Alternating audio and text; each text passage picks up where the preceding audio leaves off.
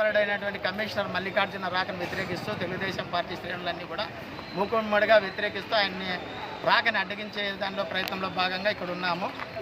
గౌరవ Telugu Desam party incharge Shri Paritala Sriram గారు ఆయన రాకనే అవినీతిపరుడైనటువంటి ఆయన రాకని తీవ్రంగా వ్యతిరేకిస్తున్నాడు. ఎందుకంటే ధర్మవరం పట్టణ ప్రజలు ఆయన పరిపాలనలో ఆయన పనిచేసిన కాలంలో ముఖ్యంగా కరోనా టైంలో కానీ మళ్ళీ కానీ ప్రభుత్వ స్థలాలు కబ్జా అవుతున్నా, ప్రజల ఆరోగ్యాలు దెబ్బతింటున్నా, కాంట్రాక్టర్లు నాసిరకం రోడ్లు వేసినా వాటికి బిల్లులు ఇస్తూ కాంట్రాక్టర్లకి అవినీతి పరులకి అండదండగా ఉన్నాడు కానీ ప్రజల సంక్షేమాన్ని ఏమాత్రం పట్టించుకోలేదు.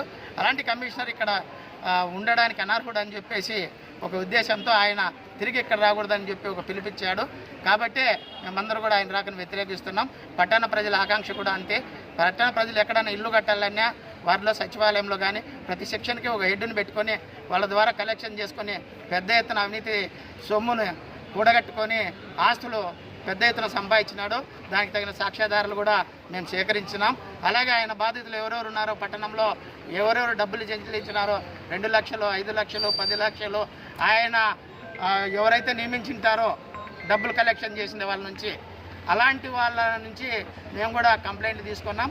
ఇవన్నీ కూడా శ్రీయుత ముఖ్యమంత్రి నారా చంద్రబాబు నాయుడు గారికి, లోకేష్ గారికి, మంత్రి సత్యకుమార్ గారికి, శ్రీరామ్ గారి ద్వారా మేము తెలియజేసి ప్రజలు ఈ విధంగా ఈయన అవినీతి వల్ల బాధపడినారు, తిరిగి బాధపడకూడదంటే ఆయన ఇక్కడికి రాకూడదని చెప్పేసి మరోసారి ఈ లెటర్ల ద్వారా విన్నవిస్తూ అలాగే బాధితులు అందజేసిన ఈ పేపర్లన్నీ కూడా ఫ్యాక్స్ ద్వారా మా పై వాళ్ళకు కూడా పంపించడానికి సిద్ధంగా ఉన్నాం.